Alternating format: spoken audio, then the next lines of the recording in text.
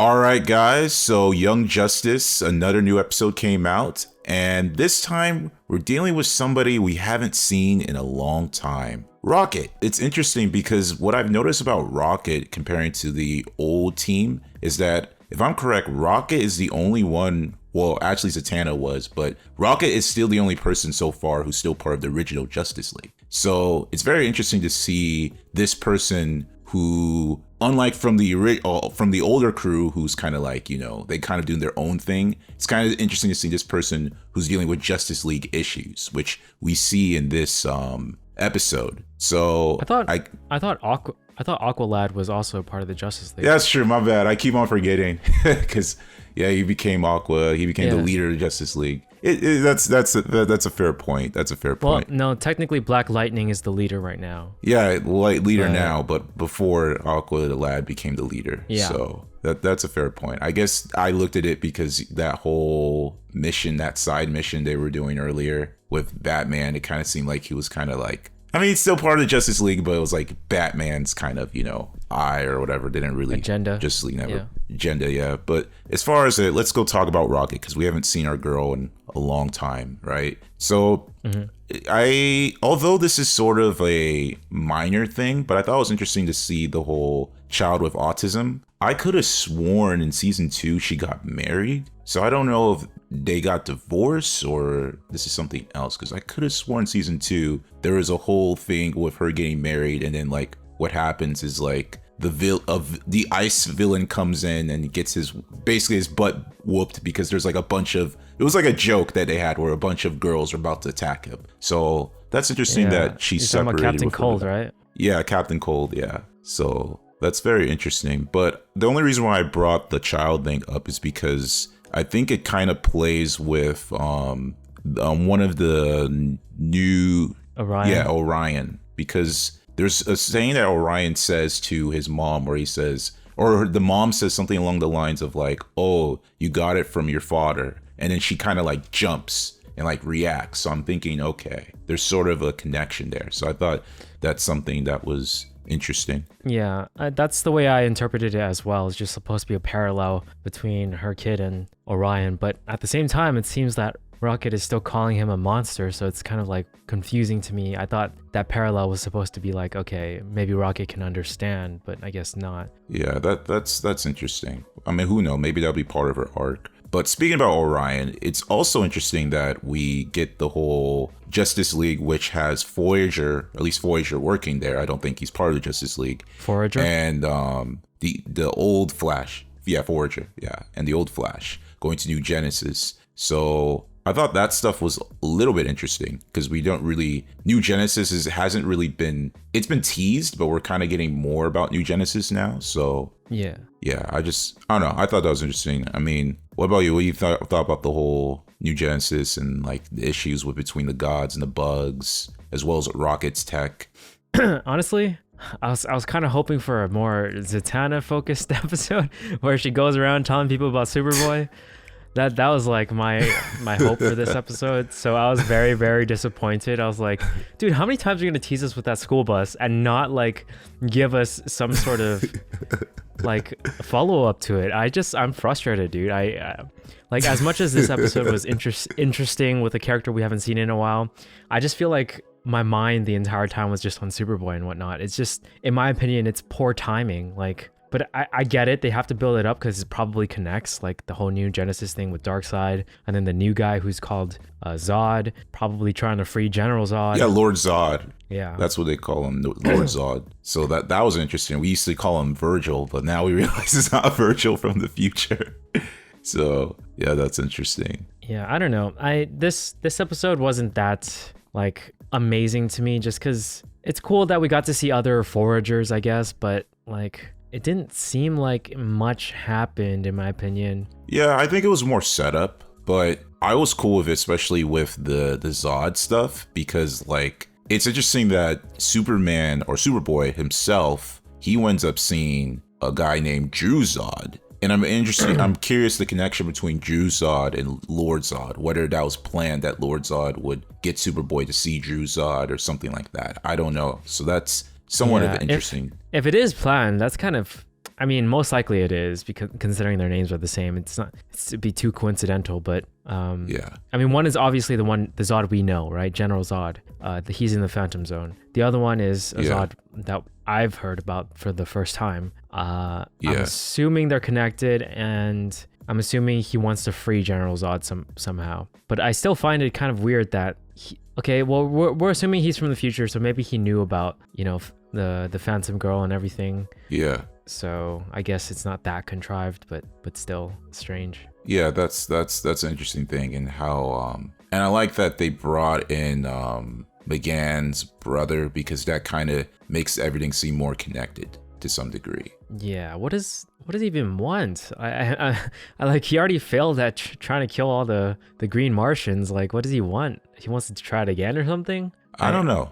Maybe he's just really that's an interesting question, why he's with Darkseid. Maybe he's really just so angry, and maybe he's just part of that cause. Like, maybe he's part of that rebellion, I guess. So I feel like it's happens. Total negligence on McGann's side to just let him roam around and cause all this chaos and havoc. That is just stupid. Honestly, she's more powerful are you talking than about him. right now? Yeah, I'm talking about right now. She cornered him in this season right after Connor died.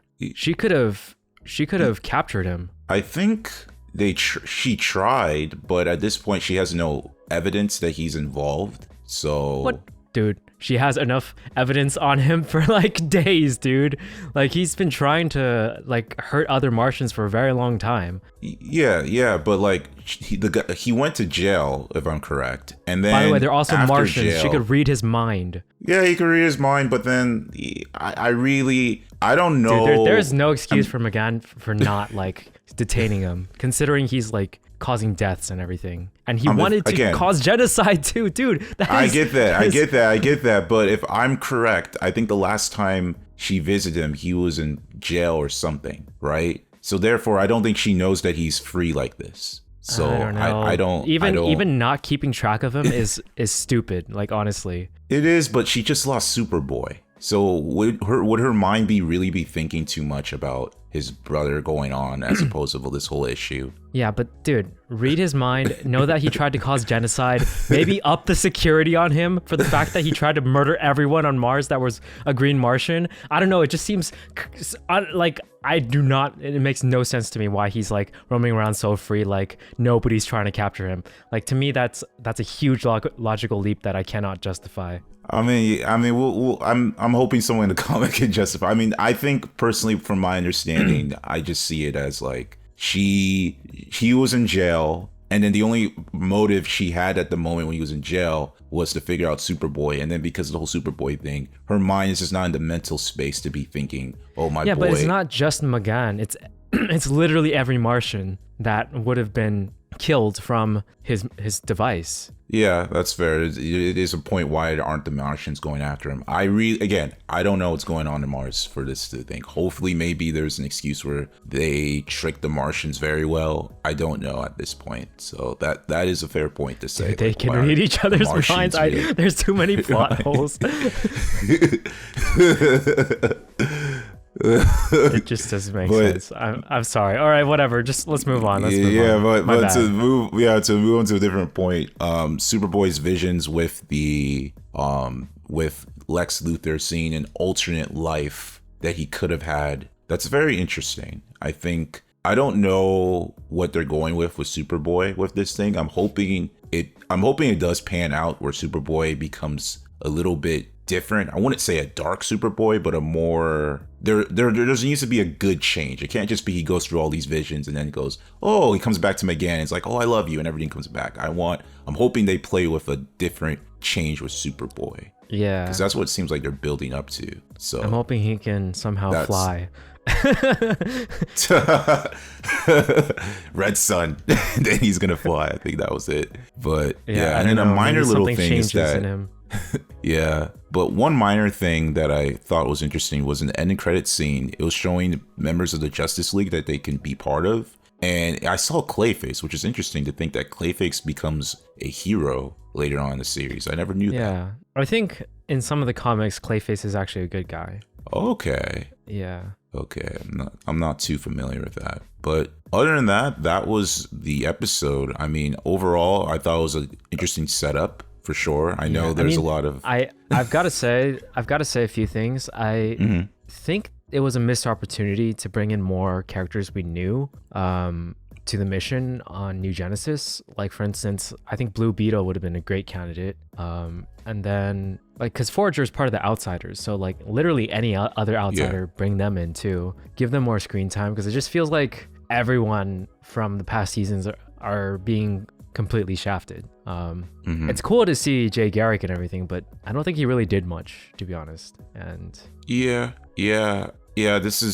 I guess this is one of those things about Young Justice where it's like they one of the biggest habits they have is like they'll introduce us to characters and then we won't really care about them afterwards. I mean, much as it would be cool to see Blue Beetle and play off that story again, I don't really think he has much of a role with this stuff. I'm curious what Jay Eric's role would be in this, because I feel like he's the only one who I'm Jay a little Garrick? Jay Garrick. Yeah. I'm a little bit confused on why he's there, but I can understand why Rocket's there, considering that she has Mutterbox tax as well as Voyager. Yeah, that's what I'm saying though. Like not everyone needs to have a solid reason for being there. Like Young Justice has always been like a team thing, you know, and not every single member for every episode in Young Justice has been like each character has an important role to play at that location. Like, for instance, the last time I think a lot of people were in New Genesis was with McGann when Orion was being when Malifaux was disguising himself as Orion, and like so many of the old group was there, and it was a fun party, you know what I'm saying? Like, that's what I want. It was, and I guess the question is, do you care more about them being there as a cameo or they're having emotional relevance? Because even though it was fun seeing those characters, they didn't really have much of an emotional relevance to the story. It was just kind of like a fun little cameo. Well, yeah, but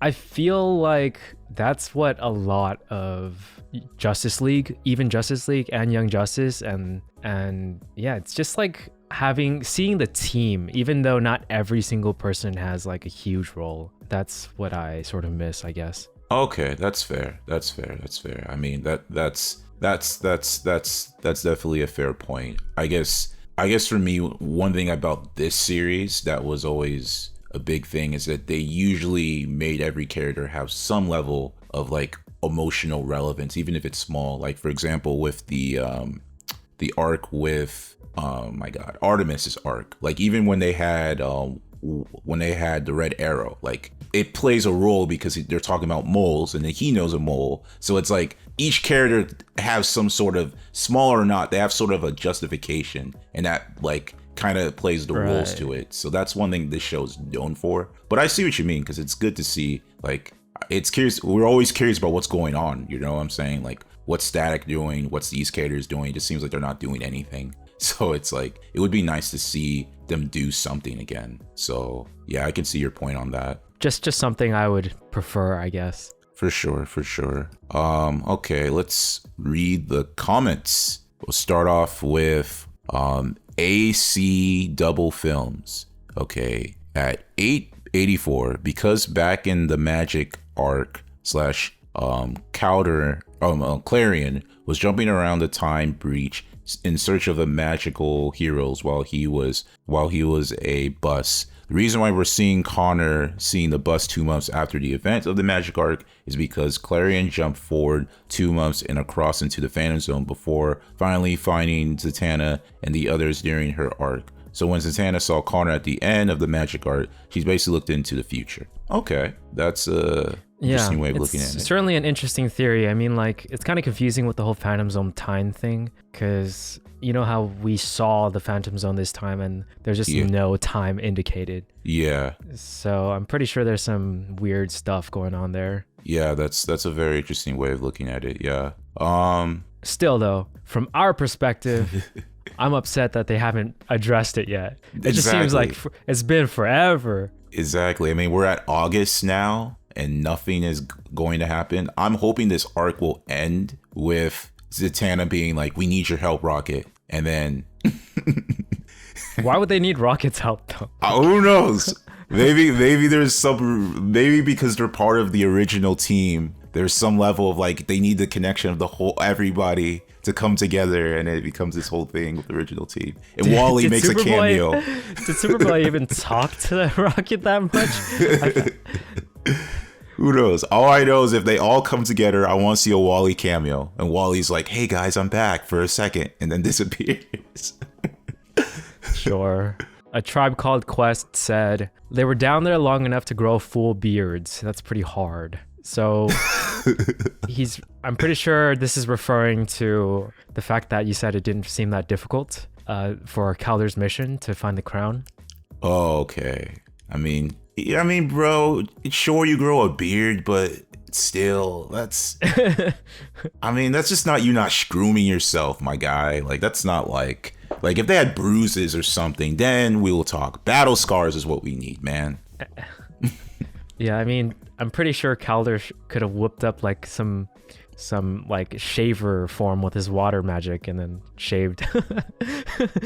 All right. Another comment from AC Double Films is that was my favorite part of the episode for me, because the first time you see Vandal Savage gets pissed, I never see him lose his composure before, so that was really satisfying. Yeah, I could see that, although I do remember him being a little bit pissed with when he discovered the anti-life equation was on Darkseid. So I do remember that. Yeah, I mean, it's fun to see a villain get irked, I guess. Or actually, another time he got pissed. Sorry, I just remember inside season 2 when Calderon spilled the whole plan to the Reach. Yeah, I remember that part. He was like, "Shut this thing off." That was the best.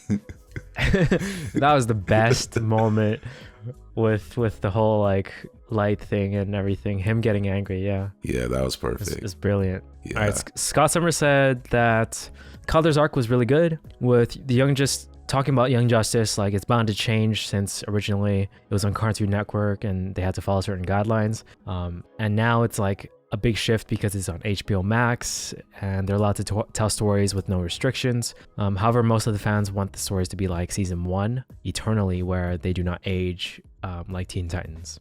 And to that, I don't necessarily mind the whole aging aspect. For me personally, I think their growth is cool and everything, but I think the show's sort of way of storytelling is my personal issue with it going downwards. That and the animation, but like personally for me, I don't care if they stay younger like for a longer period of time, even though, honestly, they could still tell great stories like that, right? It's not a matter of their age, it's more of like what kind of stories they're telling. And for me personally, the stories that are happening in season 4 aren't as interesting as the ones in season 1 and 2. Yeah, I feel like you see the issue with these later seasons as well, is just Young Justice, when it comes to storytelling in general, and I'm going to try to make this as brief as I can, there's sort of this, what they call the unresolvable conflict, right? And obviously superheroes is just like, they're always going to stop a bad guy. But with Young Justice, it was the argument that was presented was, is it right for sidekicks to be seen as superheroes? Do sidekicks have a right? Are they just seen as these like underlying beings? Like, should we value sidekicks? And I think by season 2, they kind of proved the point, because the Justice League even allowed to work with the Justice League. So they kind of finished that argument, but that argument still should be presented within these seasons, and it just doesn't seem like it anymore. And even Outsiders to some degree kind of did bring that argument back, but in this season, it's just kind of like, I feel like that idea of the show is kind of lost. So I think that's really what it comes down to, is that those issues that we were presented are no longer being talked about anymore. And it's just like we're being presented with different issues with the characters that we love. So I think that's the issue that's going on with the series. Yeah, I mean, that's an interesting point that I actually hadn't really thought about before. But for me personally, I just think that the storytelling all around is just better back then. Yeah. just more interesting character interactions, more interesting like outcomes. Like each episode felt more concise and more well paced, and like I could go back and watch an episode from season 2. I'll probably love that episode. Like season 4, I can watch one episode. I'm like, I don't get the full thing, and I can sometimes feel like pretty empty. Like for instance, in this episode, like there's just a huge difference in pacing, and also just like anyways, I don't want to linger on this for too long. Yeah, me too. But let's go to the next person.